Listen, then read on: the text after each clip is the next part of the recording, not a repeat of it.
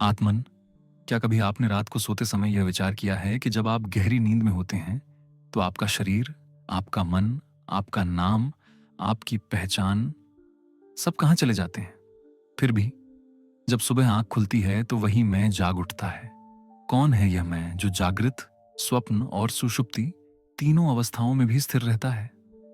आज हम सनातन ज्ञान की उस पराकाष्ठा को छूने का प्रयास करेंगे जिसे वेदांत कहते हैं, मानव चिंतन का अंतिम पड़ाव। सोचिए, हम सब एक विशाल नाटक के पात्र हैं। कोई राजा बना है, कोई भिखारी, कोई विद्वान, कोई साधारण। हर किरदार का अपना पहनावा है, अपनी भूमिका है, अपनी कहानी है। लेकिन जब नाटक समाप्त होता है तो क्या पात्र भी समाप्त हो जाते हैं? नहीं, अभिनेता तो वही रहता है।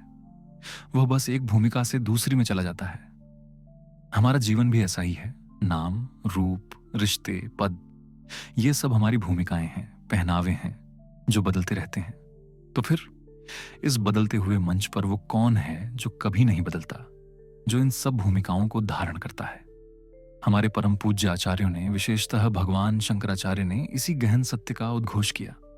उन्होंने बताया कि वेद का अर्थ है ज्ञान और अंत का अर्थ है उसकी सीमा या चरम बिंदु।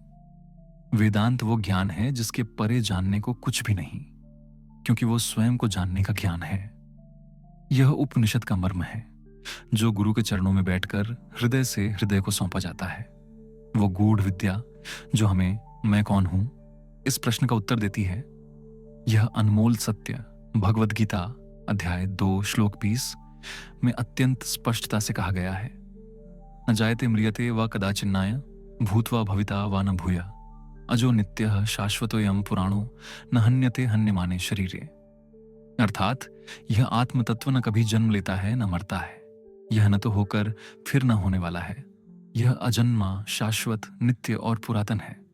शरीर के मारे जाने पर भी यह नहीं मारा जाता। यह श्लोक सिर्फ शब्दों का समूह नहीं, यह उस शाश्वत आप का ही उद्घोष है। वेदांत का मूल सूत्र है ब्रह्म सत्यम जगन मिथ्या जीवो ब्रह्मैव नापरः। यहां सबसे अधिक गलत समझा जाने वाला शब्द है मिथ्या। शंकराचार्य ने जगत को असत्य नहीं कहा। असत्य वो है जिसका कभी अस्तित्व था ही नहीं, जैसे आकाश पुष्प या वंध्य पुत्र। मिथ्या का अर्थ है जो परिवर्तनशील है, जो जैसा प्रतीत होता है वैसा नहीं है। कल्पना कीजिए, आप एक रस्सी को अंधेरे में सांप समझ लेते हैं। क्या सांप असत्य है? नहीं, वह सिर्फ प्रतीत हो रहा है। वो मिथ्या है। सत्य तो रस्सी ही है। जब प्रकाश आता है तो सांप का मिथ्यापन दूर हो जाता है और रस्सी का सत्य प्रकट होता है।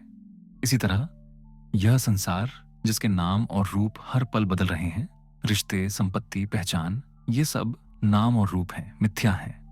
जैसे सोने के गहनों के नाम और रूप बदलते हैं, पर सोना वही रहता है। वो सोना सत्य है, उसके नाम रूप मिथ्या। जो बदलता है वो सत्य नहीं हो सकता। सत्य वो है जो तीनों कालों में, भूत, वर्तमान, भविष्य, सदा एक सा रहता है।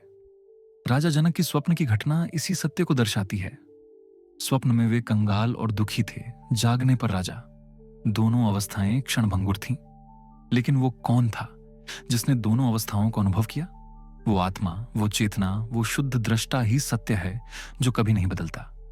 वेदांत कहता है तू वही आत्मा है, वो चेतना जो हर अनुभव की साक्षी है, जो कभी पैदा नहीं होती और कभी मरती नहीं। वेदांत हमें यही सिखाता है कि अपने आप को इस शरीर और मन की पहचान से ऊपर उठकर उस शाश्वत आत्मा के रूप में जाने। जब यह बोध होता है कि मैं ब्रह्म हूं, मैं वो परम सत्य हूं जो असीम, अविनाशी और आनंद स्वरूप है, तब संसार की कोई भी परिस्थिति, कोई भी परिवर्तन हमें विचलित नहीं कर सकता। आप संसार में रहते हुए भी उससे अप्रभावित हो जाते हैं, जैसे जल में कमल।